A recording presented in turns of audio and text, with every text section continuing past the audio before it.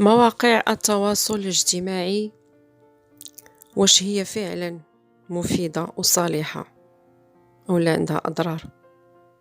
حيث ما كتخدمش فقط لأغراض العمل اللي دارت ليه والترفيه والهوايات، متابعة المستجدات والأخبار والمعلومات، المعرفة والثقافات، تبادل الأفكار، ولات أثرت بواحد الشكل كبير على حياة الناس بطرق مختلفة.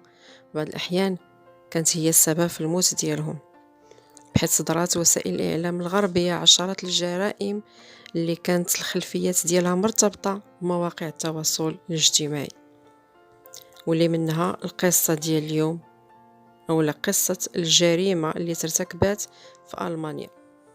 غادي نشوفوها جميع، بقاو معايا حتى النهاية.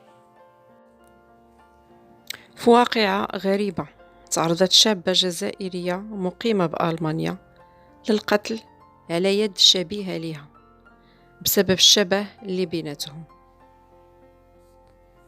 شربان هي بنت من أصول عراقية مقيمة بألمانيا، عندها مشاكل مع العائلة ديالها وبغات تفك منهم بأي طريقة.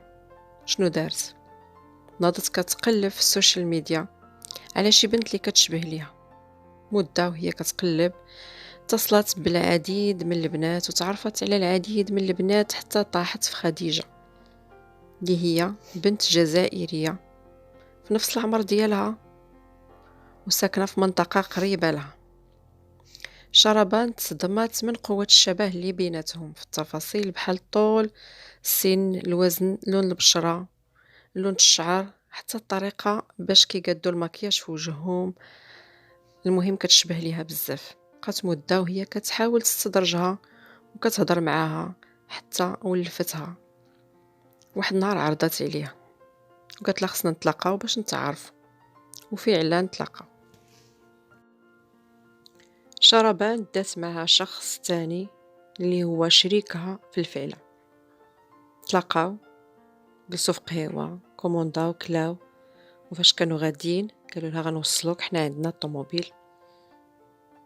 ملي ركبت معهم في الطوموبيل داوها الغابة وصفاوها لها تما ب50 طعنة، شوهوا لها وجهها باش الملامح ما يبقاوش يبانوا واضحين، وحطات الوثائق ديالها معاها. دازو ايامات لقاو الشرطة البنت واكيد عيطوا لعائلتها العراقية، حاجة طبيعية حيت الوثائق وكل شيء ديالها قدامهم. لقاوها مع الجزائرية اللي ميتة. عائلة البنت تيقوا بلي بنتهم توفات، شافوا نفس الشكل الجسم تقريبا، الطول، التفاصيل، ومعها الأوراق. قالوا صافي هي.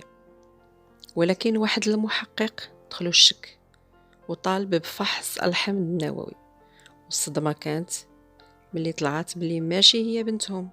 ومن بعد تحقيقات معمقة لقاو أن في نفس التاريخ اللي توفات فيه هاد البنت سجلت حالة اختفاء الفتاة أخرى اللي هي خديجة، بالأصل فتاة عادية عايشة حياتها طبيعية، كتنزل مقاطع في التيك توك. ومن بعد التحاليل تتضح أن هي الفتاة المختفية هي نفسها اللي لقاو في الغابة. لقات الشرطة القبض على شربان والشاب الكوسوفي اللي كان معاها والعمر ديالو 23 عام. وقالت الشرطة بلي وجه الشبه بين المرأتين كان كبير بفضل الشعر الأسود طويل وتقاسيم الوجه المتشابهة والمكياج الثقيل، الشيء اللي دفع الصحافة الألمانية باش يوصفوا القضية بجريمة قتل الشبيه. مولات الفعلة بعد ما اعتقلوها وحقوا معها اعترفت أنها دارت هادشي باش تفك من عائلتها وتزيف خبر وفاتها. الدرس والخلاصة من هادشي، ماشي أي واحد تعرفتي عليه في السوشيال ميديا تلقاه وتعطيه نيتك.